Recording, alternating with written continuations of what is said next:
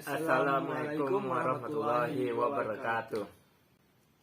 Puji syukur dan lupa pula kita ucapkan kepada Allah yang telah memberi kita rahmat dan karunia-Nya sehingga kita telah dapat mengainkan tangan, melangkahkan kaki kemanapun kita inginkan. Selawat beserta salam tidak lupa pula kita hadiahkan kepada pucuk pimpinan umat Islam kita sedunia yang bergelarkan Al-Amin, yang bertitalkan Habibullah Laksana Intan Permata di tengah surga, yakninya Nabi Yuna wa Nabiyana Muhammad Sallallahu Alaihi Wasallam.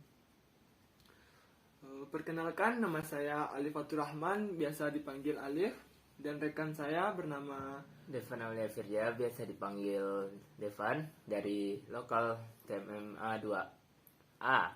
Jadi di sini kita akan mengulas sedikit atau banyaknya tentang manajemen peserta didik. Jadi kami di sini ingin membahas tentang manajemen peserta didik. Yang pertama adalah pengertian manajemen peserta didik. Yang kedua ada prinsip-prinsip manajemen peserta didik. Yang ketiga adalah teknik-teknik manajemen peserta didik. Yang pertama adalah apakah sih pengertian manajemen peserta didik? Menurut garis besar, manajemen peserta didik merupakan penataan dan pengaturan terhadap kegiatan yang dilakukan peserta didik sejak peserta didik masuk sekolah sampai peserta didik keluar dari sekolah. Manajemen peserta didik selain melakukan pencatatan data peserta didik dan meliputi aspek-aspek yang secara operasional dapat digunakan untuk membantu kelancaran pertumbuhan dan perkembangan peserta didik melalui proses pendidikan di sekolah. Adapun contoh dari manajemen peserta didik tersebut adalah seperti kelengkapan berpakaian, membuat tugas di rumah, dan lain-lainnya. Adapun pengertian manajemen peserta didik menurut Mulyono adalah manajemen peserta didik adalah seluruh proses kegiatan yang direncanakan dan diusahakan secara sengaja serta membina secara kontinu terhadap seluruh peserta didik dan lembaga bersangkutan agar proses pembelajaran belajar efektif dan efisien. Jadi kita lanjut ke pembahasan yang kedua adalah prinsip-prinsip manajemen peserta didik. Prinsip-prinsip manajemen peserta didik yang pertama adalah penyelenggaraan harus mengacu pada peraturan yang berlaku pada saat program dilaksanakan. Contohnya adalah seperti upacara jam 7 pagi, kita harus datang sebelum jam 7 pagi. Dan lain-lainnya. Yang kedua, manajemen peserta didik dipandang sebagai bagian dari keseluruhan manajemen sekolah. Oleh karena itu, ia harus mempunyai tujuan yang sama atau mendukung terhadap tujuan manajemen sekolah secara keseluruhan. Ambisi sekolah manajemen peserta didik terhadap tetap ditempatkan dalam kerangka manajemen sekolah. Ia tidak boleh ditempatkan di luar sistem manajemen sekolah. Yang ketiga adalah segala bentuk kegiatan manajemen peserta didik harus mengemban misi pendidikan dalam rangka mendidik para peserta didik. Segala bentuk kegiatan, baik itu ringan, berat, disukai atau tidak disukai peserta didik, haruslah diarahkan untuk mendidik peserta didik dan bukan untuk yang lainnya, atau bukan untuk kejahatan. Yang keempat, kegiatan-kegiatan manajemen peserta didik haruslah diupayakan untuk mempersatukan peserta didik yang mempunyai aneka ragam latar belakang dan punya banyak perbedaan. Perbedaan-perbedaan yang ada pada peserta didik tidak diarahkan bagi munculnya konflik di antara mereka, melainkan justru mempersatukan dan saling memahami dan menghargai, sehingga setiap peserta didik memiliki wahana untuk berkembang secara optimal. Yang kelima adalah kegiatan manajemen peserta didik haruslah dipandang sebagai upaya pembimbingan peserta didik. Oleh karena pembimbing, haruslah terdapat ketersediaan dari pihak yang dibimbing, yaitu peserta didik. Pembimbingan tidak akan terlaksana dengan baik manakala peserta didik tidak mau dibimbing. Yang keenam, kegiatan manajemen peserta didik haruslah mendorong kemandirian peserta didik. Prinsip kemandirian demikian akan bermanfaat bagi peserta didik tidak hanya ketika di sekolah, melainkan juga ketika sudah terjun ke masyarakat. Ia mengandung arti bahwa ketergantungan peserta didik sedikit demi sedikit dihilangkan melalui kegiatan-kegiatan manajemen peserta didik. Yang ketujuh adalah kegiatan yang diberikan kepada peserta didik harus fungsional bagi kehidupan peserta didik baik di sekolah ataupun di masyarakat.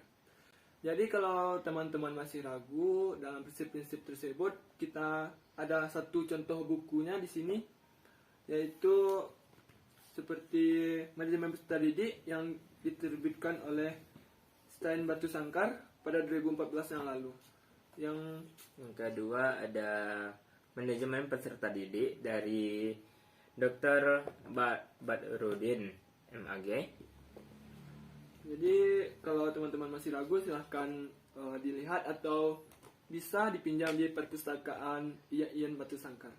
Jadi kita lanjut ke pembahasan yang ketiga adalah teknik-teknik manajemen peserta didik. Jadi teknik manajemen peserta didik yang pertama adalah kuantitatif, yang kedua adalah kualitatif. Kuantitatif akan dijelaskan oleh saudara kita. Pendekatan kuantitatif. Pendekatan kuantitatif ini lebih menitik beratkan pada segi-segi administratif dan biokratik lembaga pendidikan. Dalam pendekatan ini, peserta didik itu diharapkan banyak memenuhi tuntutan dan harapan-harapan lembaga pendidikan di tempat peserta didik tersebut.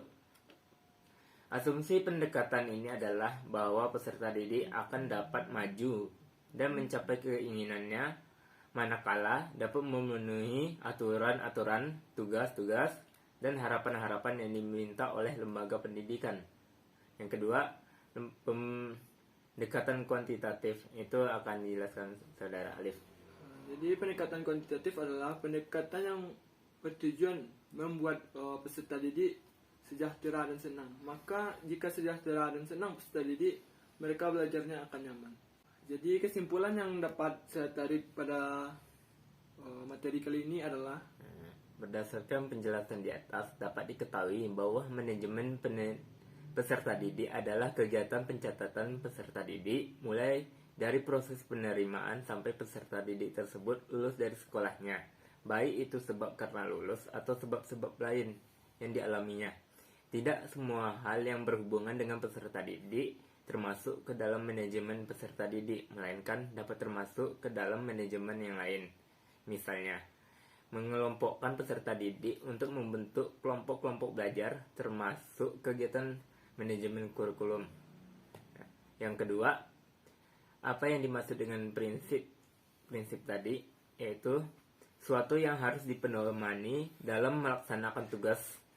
Jika sesuatu tersebut sudah tidak dipedomani lagi, maka hal itu bukan suatu prinsip. Berdasarkan beberapa sumber di atas, maka ruang lingkup manajemen peserta didik meliputi penerimaan peserta didik, ketatausahaan peserta didik, pembinaan bakat dan minat, pencatatan, bimbingan, dan penyuluhan, dan mutasi peserta didik.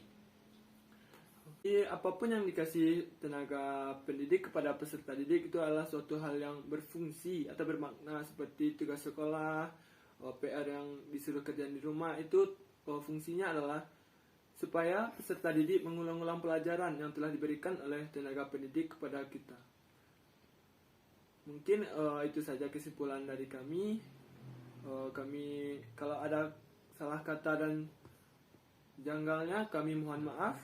Wabillahi taufiq wal hidayah. Wassalamualaikum warahmatullahi wabarakatuh.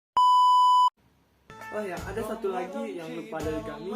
Berhubung sekarang udah bulan puasa, kalau ada kami salah dan janggalnya maupun disengaja atau tidak sengaja, kami minta maaf. Minal izin wal faizin, mohon maaf lahir dan batin.